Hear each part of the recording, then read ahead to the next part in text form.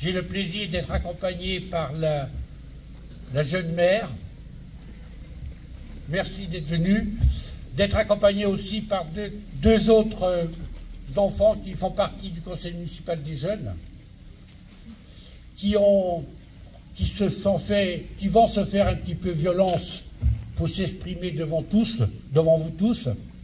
Donc, je réclamerai un petit peu d'indulgence par rapport à ces jeunes qui ont fait cet effort, et je le sais, vont le faire très bien. Et puis ensuite, il y aura une lecture faite par Marie-Hélène Aubineau, adjointe à la culture de Châteauneuf, qui représente ici Thierry Degrande, absent, l'adjoint aux écoles. Voilà. Et puis ensuite, on enchaînera avec la cérémonie officielle habituelle. Marie-Hélène.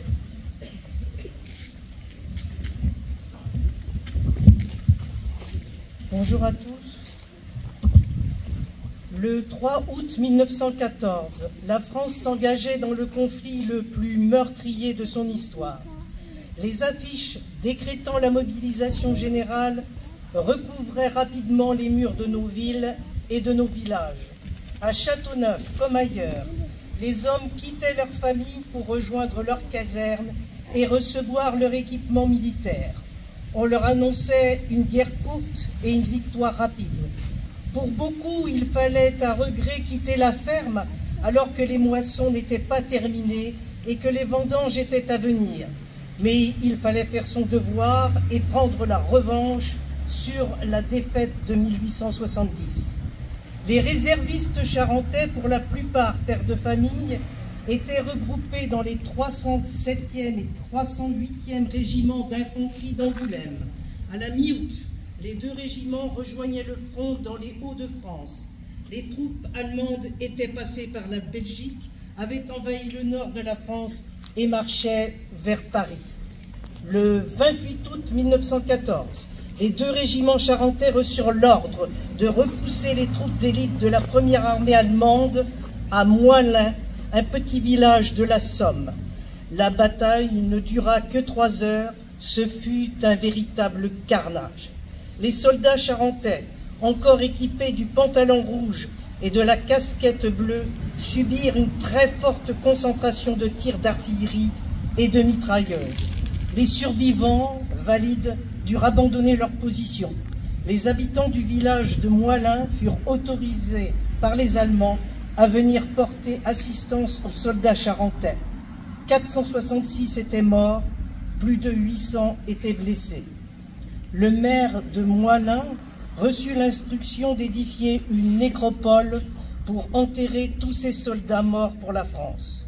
Encore aujourd'hui, ils reposent dans cette nécropole nationale qui porte le nom de cimetière charentais. Et chaque 28 août, un hommage leur est rendu par les autorités. Suite à cette tragédie, les premiers faire-part de décès arrivaient en Charente et à Châteauneuf. Ils témoignaient de la dure réalité d'une guerre qui n'en était qu'à ses débuts et qui allait devenir, dès l'hiver 1914, une guerre de tranchées. Jean-François nous lit un premier témoignage de Poilu.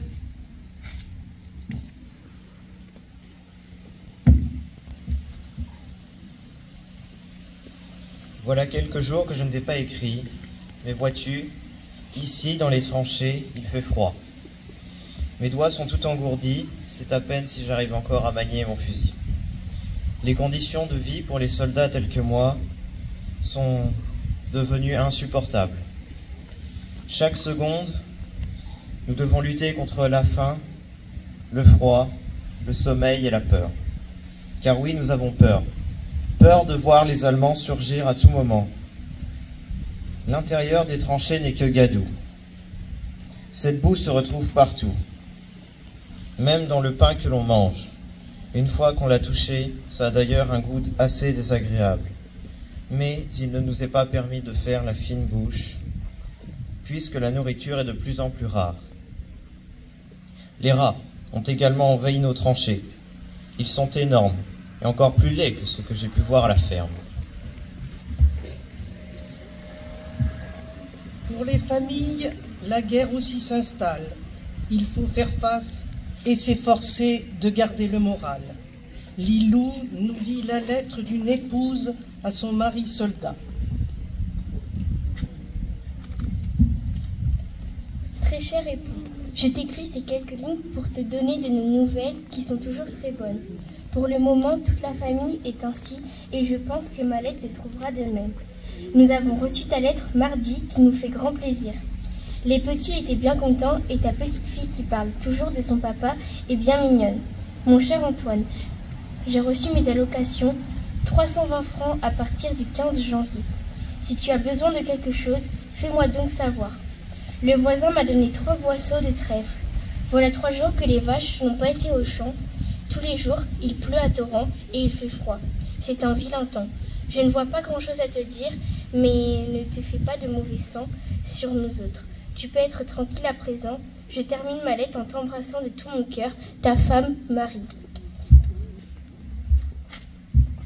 Et la guerre des tranchées s'éternise, le moral des soldats s'en ressent et la confiance dans l'État diminue. Angelina nous lit un autre extrait de Lettres de Poilu. Nous avons tous perdu espoir de voir ce massacre se terminer un jour. Lorsque je suis partie, même si te quitter a été pour moi un déchirement, j'avais le sourire car je croyais l'État lorsqu'il nous disait que ce ne serait qu'une question de mois, que nous reviendrions vite retrouver notre petite vie tranquille. Tous les soldats l'ont cru. Le fait est que c'est le 3e Noël que je vais passer loin de toi et que plus de la moitié des soldats avec qui je suis partie sont déjà morts. Tu dois te demander pourquoi je te dis tout cela aujourd'hui alors que dans mes précédentes lettres, j'avais l'air d'être heureux. En voici la raison. La censure veille. Elle lit le moindre de nos courriers et dès qu'une lettre est un peu pessimiste, elle est détruite. Le gouvernement vous fait croire que nous allons gagner cette guerre, que les soldats meurent heureux pour leur patrie, que nous mangeons toujours à notre faim et que nous ne souffrons pas du froid. Tout cela est faux et je veux que tu saches la vérité. Mais je sais que tu recevras cette lettre car le fils du boulanger a une permission. Je lui ai demandé de te donner cette lettre. Pourras-tu le remercier en lui cuisinant quelque chose? Tu as toujours eu un don pour la cuisine. J'espère que notre fils va bien. Je ne l'ai vu que 2 fois depuis qu'il est né. J'espère que j'aurai bientôt une autre permission pour pouvoir vous rendre visite. Ces jours loin de vous deviennent de plus en plus insupportables. Tout mon amour dans cette lettre pour toi et notre enfant. C'est le 11 novembre 1918 que les armes cessent. La victoire pour la France est toute relative. 1,4 million de morts, 3 millions de blessés, 10 départements dévastés. Toute une génération est traumatisée par la violence des combats et beaucoup pensent que cette guerre sera la der des der.